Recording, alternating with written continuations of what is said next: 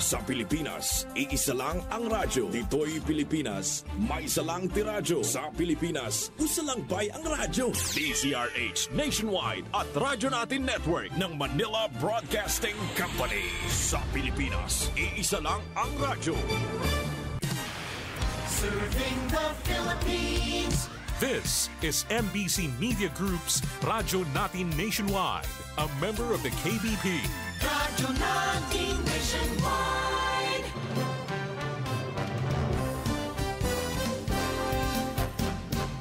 Mga impormasyon nga direkta ihatod sa mga information officers designate sa national agencies o local government units. Mga aksyon nga gibuhat sa mga nagkalain-laing departamento sa gobyerno o pribado nga sektor. Mga solusyon nga nakabot agi og pagtubag sa mga katilimbanong problema. Kining tanan ipaabot sa programa sa radyo. Impormasyon, aksyon ug solusyon sa PIA Biliran. Matag Biyernes sa alas 11 hangtod sa alas 12 sa udto sa Radyo Natin FM.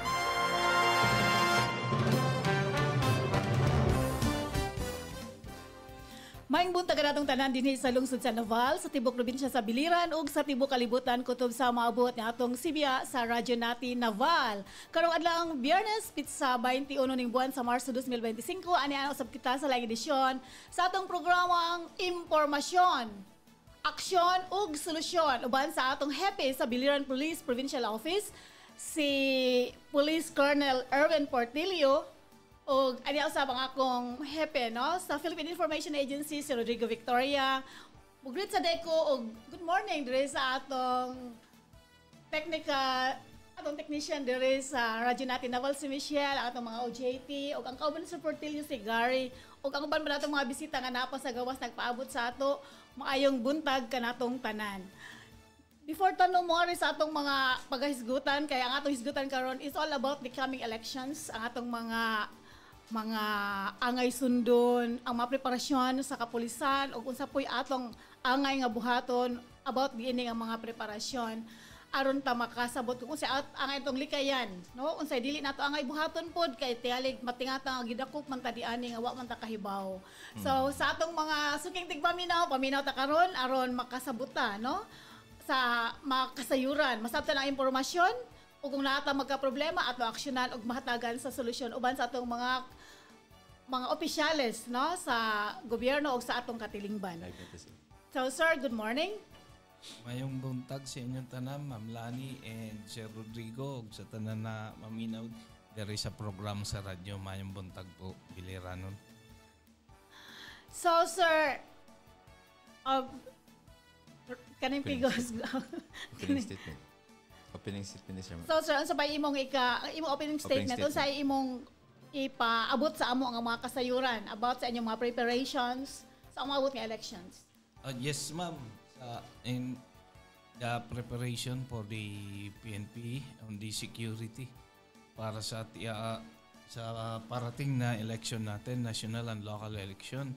So yung PNP may program na ibinaba nga si Chief PNP natin, si General Marbil, yung 100 days namin na gagawin na dapat namin gawin para sa election. Una dyan, isa na yan yung mga checkpoint natin. From the start of the election period, we have already established in coordination with the COMELEC, so we have already established checkpoints sa tibok na Biliran. Natay mga checkpoint in every station, while here in Naval, the capital of Biliran, meron tayo dyan sa tatlong spot na checkpoint natin. And not only that, so gumagawa rin tayo ng mga coordination sa lahat ng national agencies who are deputized by the COMELEC for this coming election. In fact, we have already conducted the Solidarity Pact. So lahat ng mga involved na mga national agencies and local agencies na tumutulong sa election ay nagkaroon kami ng meeting, coordination, and we have pledged our commitment na magkaroon tayo dito ng credible and peaceful election. Sa last week din, nagkaroon kami ng Unity Walk.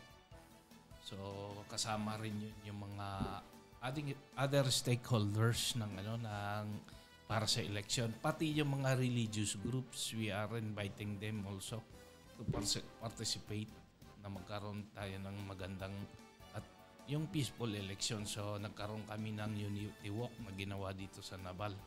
And yung just recently, nagkaroon kami ng Covenant signing. Ang importante pa dun sa yung candidates forum wherein the COMELEC has disseminated, nagkaroon ng lecture dun yung COMELEC para kung ano yung mga do's and don'ts para sa mga candidates, kung saan dapat sila maglagay ng mga campaign materials. Remember that this coming March 28, doon ang simula ng campaign period ng local. So tamang-tama lang yung ginawa ng GPSCC, yung Joint Provincial Peace Security Control Center. It is being led by the COMELEC. So tamang-tama lang yung ginawa namin na magkaroon nga ng candidates forum kung saan nakapagtanong rin sila sa COMELEC yung mga concerns nila. And after that, nagkaroon kami ng yung pirmahan na kami doon sa covenant signing. Yun sa covenant signing na wherein every candidate will adhere doon sa rules and regulations sa election, and it was witnessed by the COMELEC and other government agencies and stakeholders during the covenant signing. So yun ang promise nila na magkakaroon tayo ng peaceful election. They will not sort to yung mga hindi magandang gagawin para sa election, but they will adhere on all the rules and regulation on the election process. So sir, sa imong gipang istorya bahin sa mga preparasyon o sa mga kalihukan before sa pagpahigayon sa May 12, 2025 nga elections, how prepared na gyud ang atong kapulisan sa umaabot nga Mayo 12? 100% or more than 100% pa? 100% na. We were already preparing. Before nga ng election period, we have already prepared. Nagkaroon na kami ng mga meetings with other agencies. So ngayon, during the first week before the election, we will be already deploying. So lalagyan namin bawat voting center ng security dyan. Voting centers. Kasi sa isang voting center, may may voting presence na marami. So, hindi naman natin kayang lagyan ng bawat present. And anyway, yung isang present dyan, baka magkatabi lang. So, every voting centers, we will be deploying security. And not only that, sa every municipality, we will be deploying the quick reaction team. So, in eventualities, tatawagan namin agad yung quick reaction team para mag-respond. Kasi meron kasi tigdadalawa lang ang makakaya natin bigyan doon sa voting centers. So, mayroon tayong mga quick reaction team to augment the security in every polling centers. So, tikaduol ng election, sir, no? Wala na siguro magbulan. Sobrang buwan. Wala ba na-considered nga areas of concern karon among the 8 towns? Sa Biliran, sir, yes, sir. Wala. Okay. We are all green in category. Green in category. So, we were very lucky sa probinsya ng Biliran, and even the intense political rivalry, wala tayo niyan. But however, hindi naman kami nagkukumpiyansa. We will be anticipating baka nga may mga nangyayari ngayon. So we were prepared. We are preparing for that. Pero luckily for us here in Biliran, lahat ng mga Biliran dahil hindi tayo kasama dun sa magulo na mga lugar. Okay, sir. Malaka nag-ingon ka nga naamoy quick reaction team nga anytime madali ninyong tawagan to respond for any eventuality. Is that on top of the mobile group? Kaya naamon mo yung mobile group nga. Mauna na sila. May deploy na to. So, okay. it is composed of 8-man team.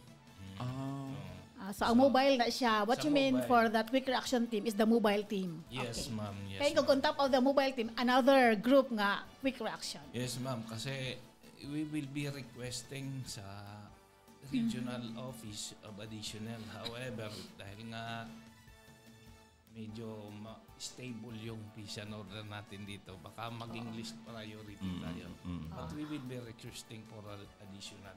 So kung ano ang available na maibigay sa atin, yun ang magagamit natin. However, we will be preparing kung anong meron tayong resources ngayon. Okay. So you mentioned about 100 days before election preparation and you set up your kana siyang checkpoint. Sa Naval lang, you have 3 checkpoints nata sa sa lupa, corner sa lupa, then naata sa Kalumpang and Atipulo. Sa Karay-Karay, Atipulo and Kalumpang. Okay, siya. so tulo ang checkpoint na to. Yes, ma'am. But hindi sabay-sabay. So, randomly, silang kakandak. Random ang kuan. Yes, Wala dyan specific schedule kay para di po makabantay ang yes, tawo. Ma'am. Yes, so, ma'am. ang akong pangutana, para sa makampante po ang mga tawo ba, makasabot sila, unsay gi-check din sa checkpoint, kaya tili makaingon na sila nga, tingalig, lisensya ra o driver's license or kanang unsa ba na siya, mga helmet lang, registration yung na. So unsa pa ang inyong i-check diha sa checkpoint during this? Kanila siya kanamay man nga COMELEC checkpoint, di ba? Na inyong karatula din nga COMELEC checkpoint. So unsa ang inyong tan-aw dinha sa checkpoint kay especially random siya, 24 hours na siya nga random. Siguro mag-checkpoint mo at midnight. So unsay tan-awon ninyo during sa checkpoint? Yes, ma'am. Yan nga, the main purpose of conducting this COMELEC checkpoint is to prevent the proliferation of firearms, illegal firearms. So yun ang number 1 namin na check para ma-maintain natin yung peace and order dito. So kailangan ma-check natin yan ng mga baril. However, we are limited to visual search only. So kung ano lang nakikita namin, yun ang titingnan namin. So kasama na dyan, pag-implement namin sa traffic laws and municipal ordinances. Kaya nga sinasabi ko lagi during interview that we are soliciting the cooperation of the motorist. Kasi para peaceful lahat ang gagawin natin. Hindi tayo mag-aaway-away dyan dahil lahat nagtatrabaho para sa kabubuti ng publiko. Yun ang goal ng PNP. So, yun, we are always soliciting the cooperation. Kung wala ka namang violation, hindi ka naman tatamaan eh. And we are also encouraging na let us follow the rules, the policies, lalo na sa traffic.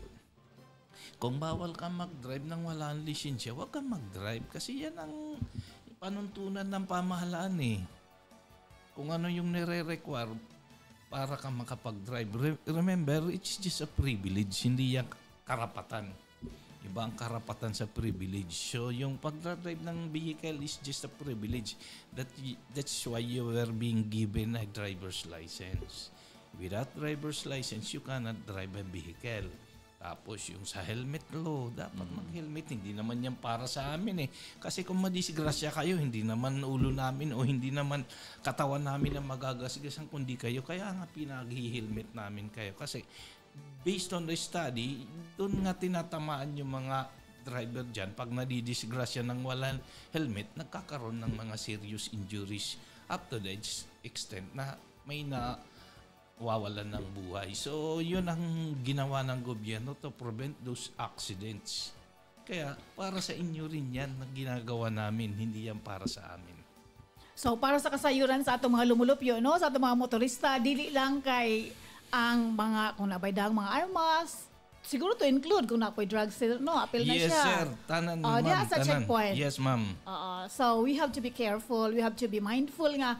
Kinahanglan na atay lisensya, na atay driver's license, na atay rehistro, Yes, na atay helmet. Kanya, wala tayo dala nga kontrabando, wala tayo dala nga mga armas kay apil sa checkpoint. Pero although bisan pa og plain view, katiling madisgrasya watak-tak inyong pusil do makitaan gid gihap. Yes, ma'am. That's already Diba? plain view. Bisan og plain view katiling madisgrasya itugot sa ikuan gyud sa kahitasan nga makita nang imong kanya matak-tak diha, di ba? Sakpan gihapon. Mao lagi, ma'am. So, pinaka mabuting gawin natin ay ang sumunod sa batas para wala tayong problema. Ganun lang kasimple, ma'am and sir. Katigaling mo, naabay pilosopo mo na nga, ano, apilon ang lisensya, ang rehistro nga, wa man nilabot sa eleksyon. Dili na gamito ninyo grand away car. No? Dili na mailhan ninyong sakyanan kung walay rehistro, walay plate number. Itong checkpoint namin nagkataon na election. Even during before election, we have already implemented this ng traffic laws. Hindi naman ibig sabihin na pag election, hindi natin i-implement yung traffic laws. Hindi, wala sa logic yun. So ngayon, nag-election, nagiging intensified lang dahil madadagdagan yung chinecheck namin to prevent the proliferation of firearms. But we will continue implementing the traffic laws. Lahat ng batas, kailangan i-implement namin. Not only in election period. Ang nagkataon lang na election period, hindi ibig sabihin nun na yung i-check lang namin in relation to election. No. Lahat ng batas i-implement namin na pwede naming i-implement. Okay. Naghisgot sa sir nga, usa sa inyong preparation para sa peaceful election is the covenant signing. Yes, Yeah, to take note that when we say covenant, it is a sacred agreement. No, dili lang Yes, siya ma'am. ordinaryo nga memorandum of agreement nga naalanta nagpirma na agreement, but covenant signing is a sacred agreement. So when we say sagrado gina siya nga kung imong huna-hunaon by or imong kuno, if you'll take it by heart, mas higher level gud siya nga agreement, no? Kay covenant gud siya, sacred Yes, ma'am. gud siya. Kinsa ang inyong target? Kinsa inyong gipaapil sa pagpamirma o nalungha ba pud sila ang inyong mga gipang-imbitar? Yes, ma'am. Katong mga iba kay dili man available, however, katong mga available and katong iba nagpadala man pod og representative. So ilang na inform ang ilang mga primary na candidate. Ang purpose sa nag-covenant signing is na magkaroon tayo ng agreement between candidates. Yun ang importante doon. Na di agree na hindi tayo magkakaroon ng magulong eleksyon. Di agree na susunod sila sa lahat ng palisiya ng COMELEC. So yun ang main purpose. Sabi nyo nga, ma'am, sacred yan covenant nga between candidates na tayo, pareho tayong tumatakbo sa ganitong position na we will agree, we will abide by the rules kung ano ang desisyon ng taong bayan. Hindi tayo magre-resort doon sa takutan sa kahit anong illegal na gagawin. So yun ang purpose doon. And they have agreed. Based on what we have conducted, nagkaroon pa nga ng konting consultation sa ano nila, kung ano dapat nilang gawin. So, I'm sure they are all aware kung ano yung dapat nilang gawin. Dahil doon mismo sa candidates forum na ibigay ng COMELEC kung ano yung do's and don'ts para sa mga kandidato. Hello sir, ang kanang giingon nimo nga quick response team, sayod ta nga usahay kining uban partisan kaysa niya labi na sa local nga elections. How quick ang ibutan nato ang time element ang pagresponde? For example, naa ditoy usa ka na reklamo nga, sir, naibot buying dire tungod kay di ana nag-distribute ng kwarta. How quick ang kapulisan mo respond? Depende sa area kung saan sila nakalagay. Siyempre, we will consider the distance. But however, nandun nga yung police natin sa area. They Sa can munisipyo. summon the police officers there. Then, kung hindi kaya ng police officers, yun na nga sila ang hihingi ng backup.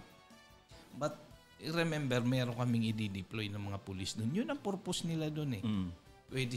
Pwede silang isumon agad na ito may nangyayaring ganito. So, siguro, hindi nga abot ng 1 minute makaka-responde yung police natin. Ngayon, dun sa quick reaction team, so depende sa distansya kasi ang ano namin is Mobile man. mobile kasi yan eh. They will stand by on the police station. Para yun ang strategic nasa police station.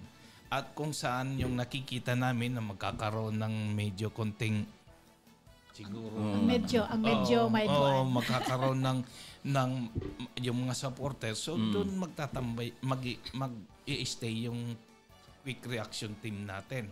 However, yun nga, baka sa malayong lugar. So depende sa distance. But for sure, yung police natin na nakadetail doon sa polling centers ay yun ang mabilis na makaka-react. So, hindi yan naabutin hindi yan naabutin ng minuto, seconds lang, nandyan na eh. Kasi nasa labas lang sila ng polling centers. Pero same naghapon nga mga hotline centers sir sa mga police station ang gamiton kung naay mga report. Yes sir. Kung ano yung hotline namin, nandyan yan nakapost yan rin sa aming mga sa social Facebook, media account. Yes sir. So sa karon sir wala kay dala karon nga hotline numbers nga matawagan. Pero tanawon na lang sa inyong site. Sa yes. O sa inyong Facebook page nga mong tanawon. Unsay pangalan sir? Biliran Police. Sa Biliran Police Provincial Office. Biliran Provincial Police. Mao na Facebook account na mo. So to check no, Biliran Provincial Police. Mana siya ang kuan dito ang profile is na Sir Portillo dito. Biliran Provincial Police. Please check for the hotline numbers. And every police stations, they have their Facebook account and it is being posted there also, their hotlines, ma'am. So, kada police stations. Yes, ma'am. May mga, so kung kung hindi matawagan sa telephone number, they can message din through Messenger.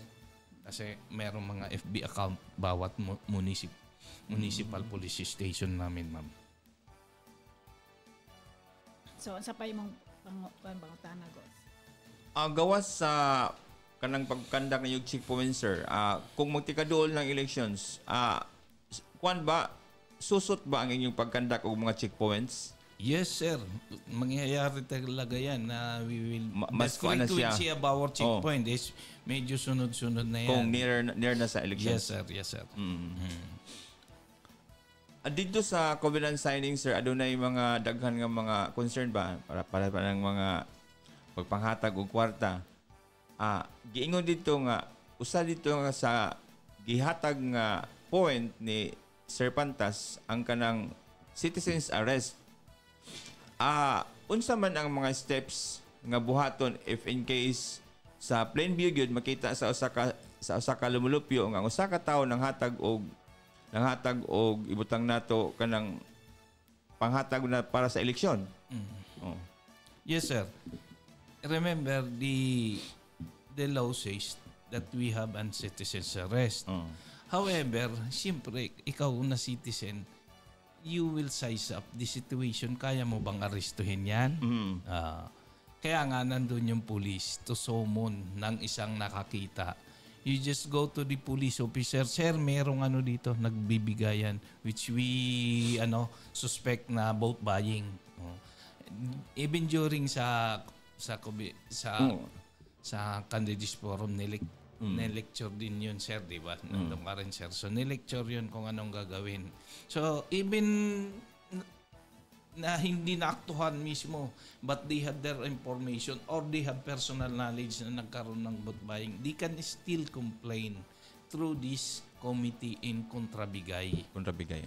Kaya nga create itong committee ng Kontrabigay. So, in flagrante naman, kung may nakikita na nagkakaroon ng bigayan, anytime they can summon the police officers assigned there sa security ng isang polling center. Sa diha sa panahon na sa election sir sa Pinilay Gilbad sa May 12, adunay mga pipila nato nga obserbahan sa kadugay ng panahon nga ang kining uban nga mga sinugo sa mga kandidato duol siya sa polling center. Pila ba ka metro sir ang allowed o kinsa ra ang allowed nga naa sa within pila na ka meter radius within the polling center? Ilan yun? 100 meters. Pati police nga limited rin yun sila. Pati police, they will just be going to the polling centers. Doon mismo sa polling center, they will be summoned by the electoral board. Yun lang. Kasi dito lang kami sa labas, hindi rin everybody. Tanan gyud Oo. ang 100 meters. Oo, siguro ang medyo mas clearer kung Comelec ang makakapagsabi niya kung ilan. Ilang ang Oo, kasi may limit din sila sa mga tao nila na pwedeng ilagay doon sa polling centers. Tinatawag natin na mga poll watchers. Hindi naman lahat pwedeng papasukin doon eh. So may limit rin lang na binibigay yung Comelec dyan kung ilan lang ang poll watchers ng bawat kandidato. Even the police officers are not authorized na pumasok doon. Except they will be summoned by the electoral board. okay, sir. So sa imong pagtanaw, sir, generally peaceful man gyud ang ang probinsya sa Biliran in its entirety sa moabot nga pinili ay matud pa nimo.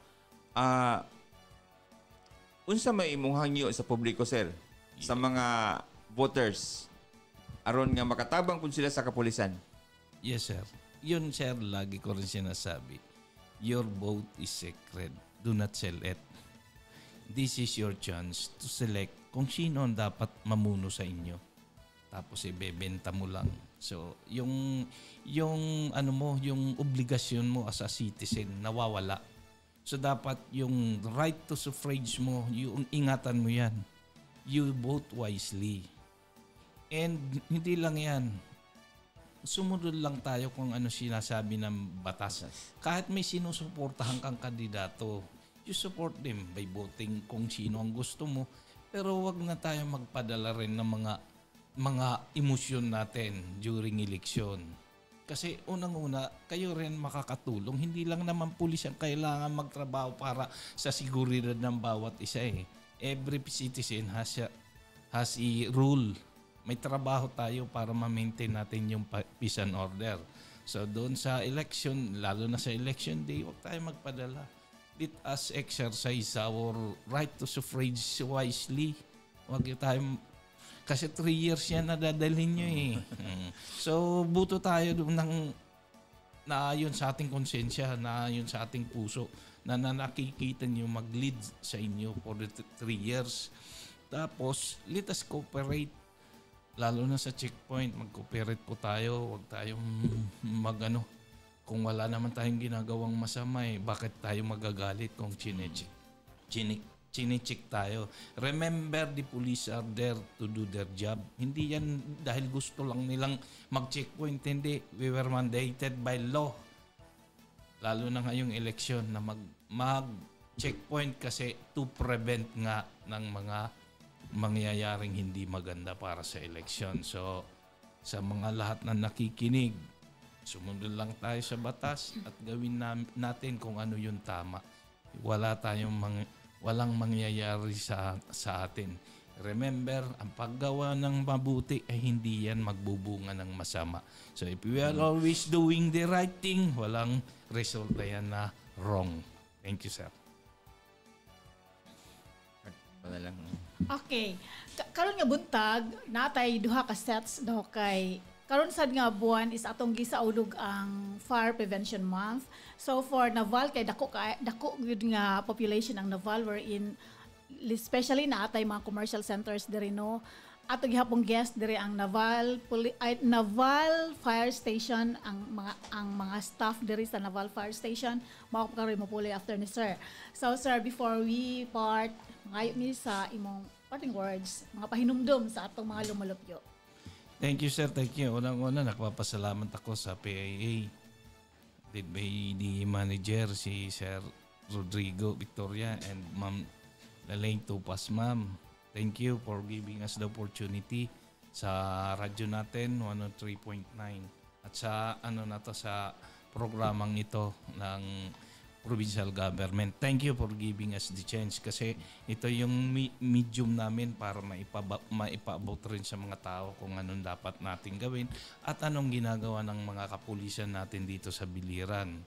So, ang masasabi ko lang, ang pulis natin dito maasahan. Ang gusto ng pulis sa Biliranon ay ligtas kayo. So, ang sinusolicit namin sa inyo is your cooperation.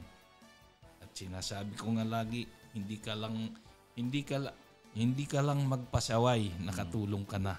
Lalo na kung tutulong ka pa sa ating komunidad. So maraming salamat po at magandang umaga po sa inyong lahat. Thank you very much, sir, sa imong dakong tinguha pag mintinar sa kalinaw o kahapsay sa probinsya sa Biliran o ilabi na sa imong dakong tinguha pag-reduce no sa taas kaayo nato nga traffic related incidents dinhi sa probinsya sa Biliran kay from time to time murag budagan la ng Navro o kanang rescue vehicle sa Naval. Baragway orte ka na adto karon hopefully no ma-reduce kina siya sa tinuoray especially with your effort nga naagud mo checkpoint diha to check on your helmet, on your lisensya and rehistro. So thank you very much, sir. Hopefully the next time balik na buta dire para magpahinumdum once again sa atong mga lumulupyo ilabi na sa mga motorista. Daghan kayong salamat. Salamat kayo. Thank you, sir. Thank you, sir. Salamat. So welcome na punta karon sa atong mga bisita from sir. the Salamat Bureau of kayo, sir. Fire Protection. Thank you, sir. Naval Fire Station, no? Oh, naman. Sir Hernan Inahe. Dali, sir. Sir Hernan Inahe. Sir Hernan? Yes po. Hernandez, sir. Senior Fire Inspector. Fire Inspector. Fire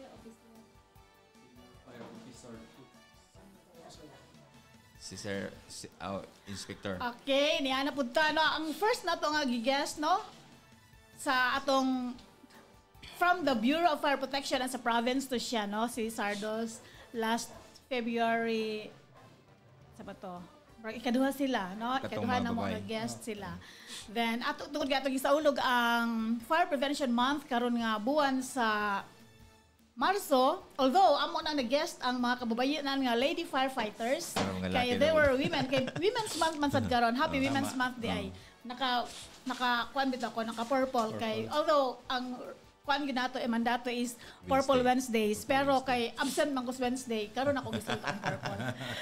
Nya tungod kay Fire Prevention Month karon, nya ang lungsod sa Naval mo ang pinakadako nga lungsod sa probinsya sa Biliran nga diin nagdasok ang atong mga commercial establishments nga angay natong protehiran para matabangan ang ekonomiya sa probinsya sa Biliran. Hasta sa atong mga lumulupyo. Niya ang atong mga bisita gikan sa Naval Fire Station. Ang happy nila nga sa Sir Hernan Inahe, si Fire Officer 2, Glenn Quijada, o si Fire Officer 1, Sir Marvin Macarisas. No, magtabang yun sa karong panubag sa ato. So sir, sa una ta mga sa mga pangutana, una mi mga ris among mga pangutana, mangayo mi sa imong pasiun ng pamulong o sa imong gustong isay-isay about sa inyong programa para sa lungsod sa Naval. Yes po, good morning po sa tanan nga naminaw aning ato ang programa karon labi na kang ato ang host karon si Sir Rodrigo Victoria kang Ma'am Lailani mayong buntag.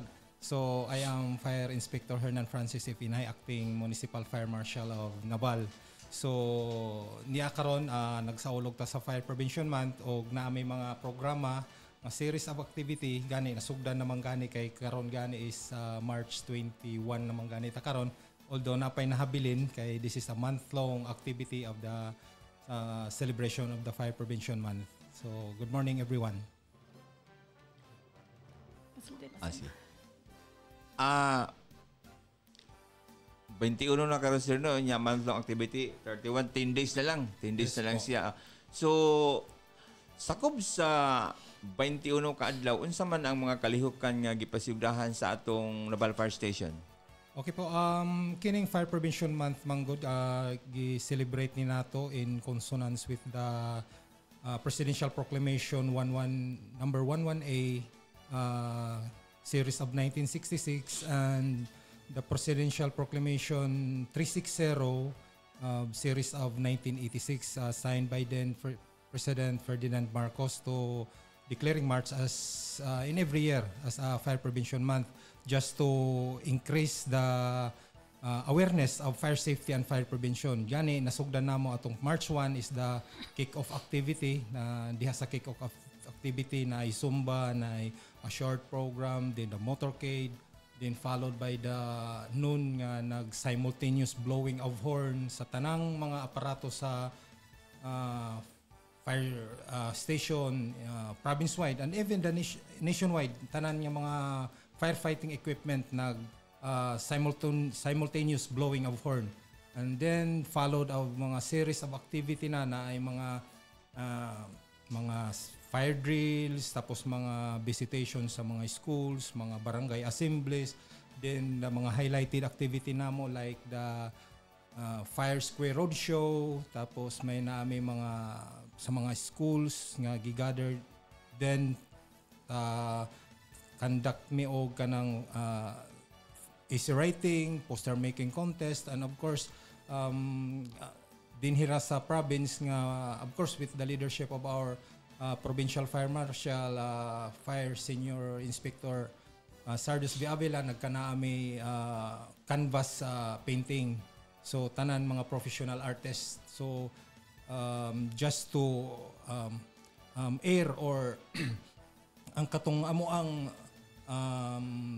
tema sa Fire Prevention Month sa pag-iwas hindi ka nag-iisa, and then sa Comres na mo nga theme is sa ganito sa pamayanang nagtutulungan, nakalimutan ko sa tagline.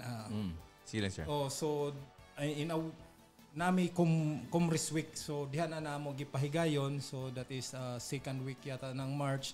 Then up to now na pa may mga series of activity, and including po sa pagtulong po ng environmental protection, nagkaroon ng tree planting or mangrove planting sa mga coastal, then including kining coastal cleanup, mga river cleanup sa mga ano natin. So sana ganon din ang ginawa namin, nag-coastal cleanup, then mayroon ding mangrove planting, then to follow mayroon kaming natitirang mga activity, mayroong fun run, then may community zumba pa in partnership again with the Provincial Fire Marshal Office po, na gaganapin po ngayong March, ngayong Monday. 24. Opo, 24. So yun, just to raise the awareness of fire safety and fire prevention, yun ang mga activity po ng Fire Prevention Month. So sir, sa tungod kay Fire Prevention Month man karong March, so compact no, daghan kay mga kalihukan, gawas lang sa mga fire prevention activities, napapud mo ilain mao na mga zumba, mga sa padinha nga other activities, nag-tree planting, nag-coastal cleanup. So naamoy fire drills. Yes po. Kinsa man ni nag-fire drills? Kamo lang ba or did you include sa fire drills ang kana siyang mga establishments kay natay murag na ay or istorya nga may usa ka dakong sunog nga nahitabo sa usa ka commercial establishment nga kung nakamaulang ang mga ilang crew na prebentar unta ang dakong sunog. So did you include or do you require establishments nga mag-hold gyud og fire drill dinha sa mga establishments, commercial establishments, even bisag once a year lang or during Fire Prevention Month lang? Yes po, actually it is included in the Republic Act 9514 po na yung establishment po ay kailangan po magkaroon or mag-conduct ng fire drill po. So within this Fire Prevention Month, mayroon po kaming nakandakan po or mismo sila mismo gani ang nag-invite sa amo to facilitate or to observe their fire drill. Yun ang sa Prince Warehouse. So doon po nagkandak kami ng fire prevention, yung fire drill. So sinama nga yung mga kababaihan nila kasi nga Women's Month, it involves mostly yung women at saka yung women in uniform po sa Bureau of Fire, sila din po yung nag-observe and at the same time nag-conduct and nag-participate din sa drills na yon. So in every establishment po kailangan talaga magkaroon ng fire drill po. At lalo na po yung mga government, yung mga schools, yung mga buildings natin, yung government buildings, establishment, kailangan po required po sila ng fire drill po. Naman ta din ka ng mga boarding houses, mga dormitory, siguro na naman tayo dorm din hino, murag ka ng BIPSU, murag na sila dorm, murag occupied man po din ang dorm. Maggandak ba mo ka na sila og fire drill kay nakoy nasabtan dito ang akong anak nagpuyo siya dorm, murag required gud sila is ikuan ka na sila og Saturday, murag ka nang wala weekend ba. Paapilon gud sila og fire drill sa sa ilang dorm mismo. So ang dinhi sa ato ini bang required ang kung dagko nga kung dagkong boarding houses or kanang dorm nga especially kanang kay ang Prince of Saraman siya ka flat man siya no kanang include na ba ninyo ng mga establishments nga mga ko na 2 or 3 stories na, especially ka ng boarding houses kay manlingas lang ba ng mga occupants din ha? Yes po, kasama din po yun. Actually, during their annual routine inspection po, yearly, yung fire safety inspector or fire safety enforcers natin, yun po ang nag-evaluate ng before ibigay yung fire safety inspection certificate natin na kailangan po makasama din yun po yung mga requirements ng fire safety requirements. Kasama na rin po yung pag-conduct ng fire drill. Yung, mismo po yung mga nasa establishment po, lalo na yung mga boarding houses, kailangan din po yun. At saka alamin nila kung paano nila maka-exit yung mga occupants, how to... Kasi yung pinaka-importante lang naman yung fire drill, hindi naman yung drill na magpapatay tayo ng sunog. Ang pinaka-importante dyan, how to evacuate the building in case there is fire incident. So kasama din yun. So paano nila ilalabas yung sarili nila. Kung may mga fire exit, lahat ng mga fire safety requirements magagamitan ba? Yung exits nila, yung mga fire extinguishers nila, kung alam ba nila gamitin, kasama na rin yun sa tinuturo doon sa fire drill. Pati yung mga alarm, yung mga lahat ng mga fire safety requirements na nasa building kailangan makita or magamit during fire drill. Okay, may na siya no kay mao atong katuyuan nga i-preventar ang ang mga insidente sa sunog. Especially ang safety sa mga lumulupyo para malikayan ang perdisyon sa propriedad ug sa kinabuhi. Then inyong trust for the Fire Prevention Month is paglower gyud siya sa crime sa fire incidents. So far sa inyong year after year nga mga assessment, kumusta man ang performance sa lungsod sa Naval as we measured sa pag-lower ba ang insidente sa sunog sa lungsod sa Naval or nag-increase ba siya over the years? Actually, compared to 2023, compared to 2024, we have break-even lang yata yung fire incident ng Naval last 2023 is 7 and this 2024 is 7 ang at 7 na sir. Pero yun nga lahat ng ginagawa ng ating kabumbiruhan nandoon na talaga pero talagang mayroon talagang hindi talaga natin totally talaga natin yung fire kasi it is our beyond control naman talaga na magkaroon ng fire. Sino ba namang gusto na magkaroon ng sunog? Yung sa atin lang talaga, paigtingin pa natin mas lalo yung yung fire prevention para talaga maiwasan natin. At saka nasa lang natin yun yung pag prevent ng fire nasa atin yun individual, nasa ating pamamahay. Kailangan mag-umpisa sa ating pamamahay. At it's a good practice talaga to maintain or proper good housekeeping. Diyan talaga mag-uumpisa yung fire prevention sa ating pamamahay. Kung nasa ayos ka lahat ng ating mga bagay-bagay sa bahay, kung yung mga flammable wala sa ating bahay, wala sa kusina, tapos yung kalinisan andyan, doon pa lang mapiprevent na natin yung fire. Maski yung mga cobwebs lang is isa yung sanhi na magkaroon ng sunog, yung mga alikabok na yan, yung mga dust particle na yan, kung dyan magkaroon ng spark ng maski kuryente lang tapos may maalikabok, may mga cobwebs, doon yun mag-umpisa yung spark at lalaki yung sunog talaga kung hindi maagapan. So, kailangan talaga natin i-practice talaga yung good housekeeping. Okay, para sa katinawa sa atong mga lumulupyo kay ang previous nato nga guests na diri na nato ang mga lady firefighters taghatag sila sa data on the provincial result nga ning lower from 2023 to 2024 from 15 nahimo na lang murag 8 ang basta ning lower ang number of fire incidents sa province-wide. Yes, pero sa kaniya nga data gihatag ni Sir Inahe is only for the municipality of Naval. Yes, tungod kay mao man ni siya ang dako nga lungsod. So even lang, wala ning dugang, wala ning iban, gi-maintain nila ang ilang 7 fire incidents for 2023 and 2024. Ang po siyang ang mga kababayan nga at mga lady firefighters naghatag sad sa mga tips fire prevention tips, mga unsa pay angay natong buhaton bisan gali ang tungod kay mga nanay sad sila naghatag sad sila sa ilang mga personal nila nga mga practice gayon sa nila nga para mapreventaran ang sunog, ilabi na kay wala sila sa panimalay. Then maka-around pag yun nga magsunog sa ilang balay kay mga bumbero sila.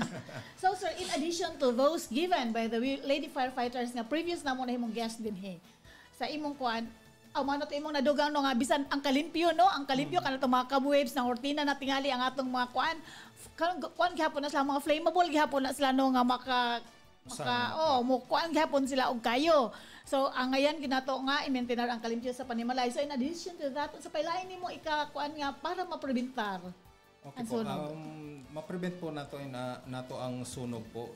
Gingon po nako for practice good housekeeping din yung electrical natin kung kailangan natin hulbuto nato na sa atong mga nakasaksak, atong mga appliances, and kung labi na kung mag-charge sa kanang atong mga electronics nga mga gadgets, dili nato pasagdan nga i-overnight or pasagdan lang nakasaksak, or even ang kanang mga charger nga nakasaksak lang kay na-tendency nga mo init siya o mo abot ang iyang init niya nga maka-ignite na siya, so maka-create na og fire.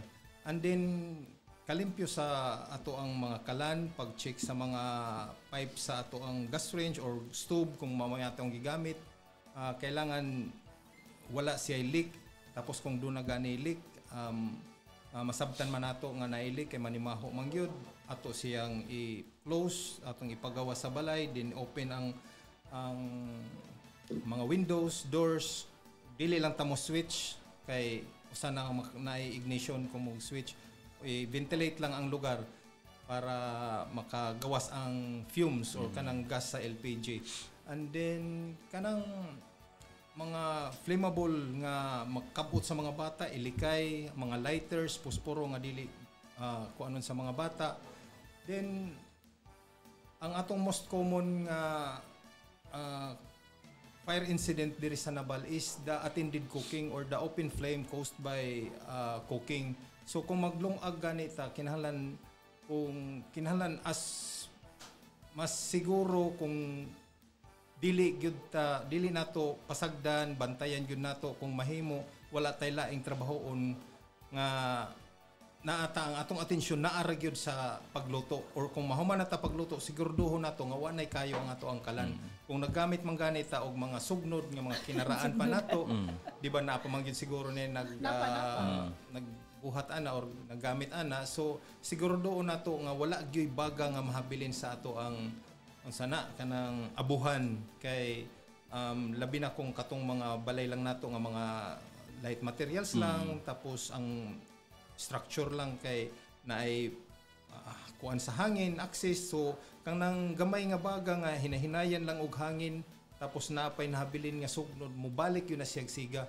So kinahanglan gyud before ta biyaan ang ato ang abuhan or atong kitchen wala gyud nagsiga or nahabilin nga baga. And then sa mga uban pa nga mga electrical tapos na mao na to ganina akong giingon nga kinahanglan yun ipa-check ang ato ang balay sa kuan labi na idugang nako no ang ato ang balay is kaniadto pa na energize sa ato ang biliko or since siguro mga 1980s pa ta. Tapos kung katong time wala pa maotro ang inyong balay, wala pa ma-check, kinahanglan na gyud ipa-check, ipa-re-inspection og otro ang ato ang mga panimalay. Gani ang mga nagkuan ana nga within 10 years after na-energize or na pasigan ang ato ang mga balay, kinahanglan ipa-recheck na gyud. Kay kanang that time nasa plan, will plan ang ato ang balay, sunod nato ang plano, mga load, naka-compute na daan, naka-reflect sa plano. Now there's a time nga nag-asenso, nagdugang og mga appliances, nag-extend diri dapita, nag-extend na po nag-overload na installation, so night time gyud mo overload gyud ang ato ang electrical load sa ato ang panimalay. So kinahanglan ma-check siya kay basin dili na mao ang dagan sa mga wires, tapos ang iyahang mga ampere sa mga fuse kinahanglan dugangan, or imbis nga dugangan dihara gihapon mo ni tap. So dunay mga kausaban na og diha mo taas ang risk nga magkanaay sunog gyud kung dili ma-check ang electrical sa usa ka panimalay. Karon ba sir kay uso namang gyud siya namatay mga wifi sa balay, di ba? So kinahanglan niya mura na ra ba ta og mabuang og mawaan ng signal. So all the time nakasaksak ang atong kuryente, di ba nga mag-supply sa atong wifi. Sa wifi. So nag-ingon ka kaganiha nga kana atong mga naka-plug in nga mga kuryente na ay posible siya moabot sa point sa igniting point niya sa sobrang sa kainit moabot sa igniting point. So naanay ahong gitan-aw sa panimalay is mo na siya possibility kana siya nga mga sa wifi unya napay atong para pampatay sa lamok nga ipansaksak kani pambalahan nato nya kanang uban way tanggal murag napayo aw nasunog na murag nag kanang ilang gisaksak dinha nga naibala murag nasunog naman na sila napaig na dinha gi-maintain lang gihapon. So kana sila posible gyud na sila no? Posible gyud. So dili siya advisable nga dili turo tanggalon ang atong wifi sa balay hasta na siya nga mga plug-in nga pangpatay sa lamok. Yes po, opo. Kanang mga wifi nato po, pwede raman na siya naka-plug at kung naggamit pa ka, pero kung once nga wala na ka magamit, pwede na nimo tangtangon. At least makarest ang appliance or kanang gadget para mabugnaw, cool down siya. Na siya rest period nga pag humani mo gamit, wala na yung naggamit sa inyo, tanggalon ninyo. Then mo gamit na ka, inyo. At the same time, nagmata pa ka, ma-aware pa ka kung doon na may mahitabo, aware ka o nagmata pa ka, dali lang nimo ma-address kung doon na may problema o kanini asubaron din ha makapanimaho ka, so ma-address dayon nimo kung doon na manggani mga panghitabo nga melting magyud mga signs gyud makapanimaho ta og laing mga baho na or mga sunog na nga baho ngan diha po nato makita kung kanang bisag normal ang sigas atong kuryente ang atong balay na ay karit og flickering sa atong suga kana na signs na nga naay kuan na defect na ang imong electrical connection sa imong panimalay. So you have to ipa-check gyud nimo kung sa mga competent or mga kanang mga electrician nga dili katong mga barangay electrician lang kuan kinahanglan katog yung mga kahibaw gyud or katong mga person in authority nga pwede mo trabahoan na pag-check. So ang Naval sir is a growing town. Booming din siya nga town, daghan ng mga business establishments. In fact, nalagay mga 3 to 4 stories building. Tapos tungod sa growing population, aduna na yung mga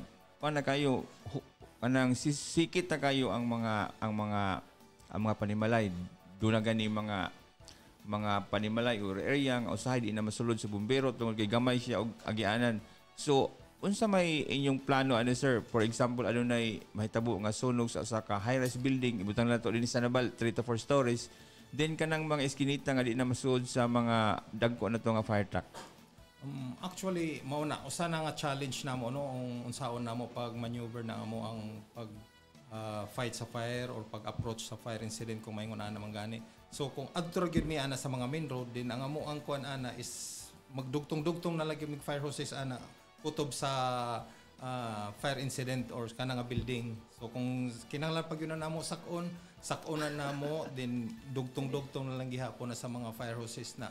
Then ang usa rin namo nga challenge no naagi mga barangay nga kana mga low-lying or kini mga saging wires nato sa mga kalsada nga maglisod o penetrate ang ato ang fire truck labi na atong fire truck is tag-as na dako na kaayo so maglisod usa na maglisod pagsulod sa truck. So dili lang kay sa electrical na or sa line na sa electrical ni samot pag yun na kanang ato ang sa mga wifi nga mga wire or sa mga Belinet or sa nga mga source sa network sa TV nga kuan mao na challenge diha nga dapat unta ma-clear out or ipataas ba na siya kay para clear gyud ang kuan ang kalsada agian sa mga emergency vehicles nato. Kay usa na nga challenge sa firefighters nga dili makasud, dili makamaneuver then pero kung naman gani nga situation although ang atong kabumbiruhan talaga is train na sila unsaon pag maneuver sa mga equipment and then the fire hoses itself pwede na padaganon kutob ngadto sa nasunog nga establishment or balay. Wala may plano ang Naval Fire Station sir sa pagpalit o ganun bitang murag hagdan bitaw ang unsay nga na kana hagdan nga mo unsay mo para sa mga high-rise building unya wala ba po'y plano ang Naval Fire Station nga mopalit og mga gagmay na mga fire truck kanang mga multicab nga fire truck ana kay para makasulod sa mga giingon nako nga katong mga lugar nga lisod gid sudlod sa inyong mga fire trucks nga dagko unya. Aduna ba may gihimo nga mga coordination sa mga barangays nga sa imong giingon nga ang mga wire na agyud sa or sa barangay official or sa biliko nga ato na siyang ikuan kay makuan ni siya makahimo ni nga di makalusot ang among mga fire trucks. Na po. Actually amo ni gi-endorse na gani pod sa kuan sa ato ang biliko pero willing sila mo trabaho and then proseso na po ang unsaon lang ang kuan strategy pag kuan kay kasi magkinahanglan pa kunog mga post tapos dili lang pod sila lang pod ang naka kuan ana so dapat i-include ni nga mga kini nga mga sa wifi kini nga mga mga kanan sa cable wire so mao na so, inform na po din ang mga barangay nato ani nga kini nga mga problema nga unta tagaan nato ni solution o kung saon nato ni nga at least may banan or makaagi gyud ang ato ang fire truck. Then about sa mga kanang mga penetrator o gagmay nga truck giplano na plan mga ipaabot na mo sa among higher office and at the same time ipaabot na mo sa local government unit and willing gani si ang mga barangay or si maski gani si ato ang mayor nga magkana ay mga sagbadya lang gani nga pwede i-convert o as a fire truck kanang saan ni orso karon nga murag badya lagi nga chariot okay. Butangan la siya og tangke o tubig tapos fire pump din pwede na yun. So hopefully siguro usa na siya nga gilantaw ni mayor nga usa nga solusyon nga makapenetrate sa kuan sa mga barangay nga lisod abton sa fire truck. So may na siya no kay especially na ba tay mga CTU, mga gagmay kayo nga mga kuan ya natin mga ginagmay pud nga mga subdivisions nga gagmay lang ang daan tag one lane lang ang daan niya dili makasud ang atong fire trucks kay delikado man pud atong i-risgo ang atong fire truck pag ngadto diyan ang gagmay daan nga di na pud na makagawas. So may na siya nga kuan, may na siya nga plano no. Hopefully mahatagan sa kuanan burial kanang reality ba nga dili lang kay may plano-plano lang matinuod gud siya. Then ang kani siya ang atong mga kuan ang atong sa naval kay wala na siya increasing ang atong population ang atong mga establishments nagtikadaghan bisag mahal ang paraliton sige construct di ba? Sige. Kumusta nakita nako no nangayo ko sa data tungod kay Women's Month nakita nako sa data nga 47% sa inyong agency nga population which is supposed to be kaning man-dominated profession nanta siya pero 47% of your population is kababayenan. No, do you include daghan-daghan kay out of 92 more 40 plus pud sila sa kwan 40 plus ang kababayenan out of 92. So ahong ikwenta 47% sa inyong population which is supposedly men-dominated. Hapit na mo dominar ang babaye. Wala, hapit mo kato nga wala, dili sa mo dominate. Daghan sila kay tanan. Apil ba niya inyong mga kababayan sa firefighting ninyo nga mga activities? Or sa tinuod na gyud nga kuan, paapilon ba, apil ba ning mga babaye sa pagkuan? Yes po, apil po. Kasi po yung training naman po sa pagka-bombero, wala na may gipili nga babae, lalaki, mao rin yung i-training. So parehas, kung usay gi-training sa lalaki, mao po yung training sa babae. So in comes po sa mga activity po, lahat po, pare-pareho po. Kamaugin sila. Kamaugin na sila, pati mga babae kay bawo po. Anan, kung dahil sunog nga babae ang duty. Actually, may namin mga duty nga babae po, 24 hours or nagre-render ng sa operation duty. So, operation duty is 24 hours ka mag-duty. Tapos kung it comes kung may naisuno nga duty ka, apil na sila responde. Dili kay ingon nga bili rami sa station, kami bantay sa station. Dili apil na sila. And naapo na sila kuan kanang role pod nga kuan kung say role sa kung imuhang role is nusulman ka, di nusulman ka. Kung lineman ka o lineman ka, tigbitbit ka sa hose. Kung na gihapon ang mga lady firefighters mo gihapon na. Oo. Gihapon na sila. Appeal gihapon na ka sa firefighter. So this is how empowered women are. Kaya na nila magpasaan, maghanay na ng hose kadagko kayo, kaya na nila magbitbit na ng nozzle nga bukat kayo nga pag-pump sa tubig malabog pud gagapil. Pag di ka bantay siguro sila. Pag di ka bantay malabog pud gagapil dana. So at least kay trained man sila, they know how to settle themselves nga di pud sila malabog during firefighting. No, kay kuan man gid sila trained man gid ang tanan. So ang kana pod silang mga Tungod kay hapit na mahurot ang atong oras din nanday ko mga tana, sir. Closing statement for you, sir. Okay po. Sa mga tanan po ng mga listeners po, din hangyo ko lang po or para po makaiwas ng sunog, no, sa tema pa lang nato, sa pag-iwas sa sunog hindi ka nag-isa. Magtutulungan tayo sa pag-iwas ng sunog. So yun nga, nasa atin yung ika nga magi-start yung fire safety. So yung mga ating mga anak, yung nasa schools, yung mga young learners natin, kung ano yung tinuturo sa paaralan nila, nadadala nga sa ating bahay na, Papa, sabi ng firefighters doon, huwag magsigarilyo kung bago matulog o matutulog. O di ba? So isang na yon, isang sample or example na yon ng fire safety. So yun nga, nasa atin lang yung mag-uumpisa yung fire safety, magtulungan tayo para maiwasan yung sunog at malabanan natin yung mapinsalang sunog. Yun lang po. Maraming salamat at magandang tanghali po. Kasama ko pala yung aking Chief Fire Safety Enforcement Section, si SF02 Quijada, at saka yung Fire Operation ko po, Chief ng Fire Operation, si SF01 Marvin Bacarisas po. Thank you very much po. Thank you very much. Tungod kay 30 minutes ramang gud ang ato na allocate, no, wala nato mapangutan ang atong kauban ni sir for backup supposedly kung wa makatubag si sir. Yan ang mga natubag hapon.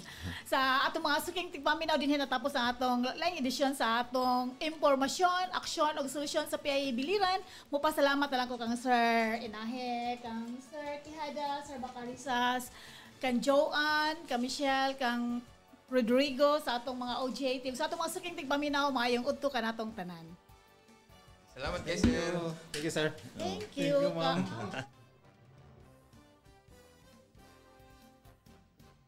Mga impormasyon nga direkta ihatod sa mga information officers designate sa national agencies o local government units.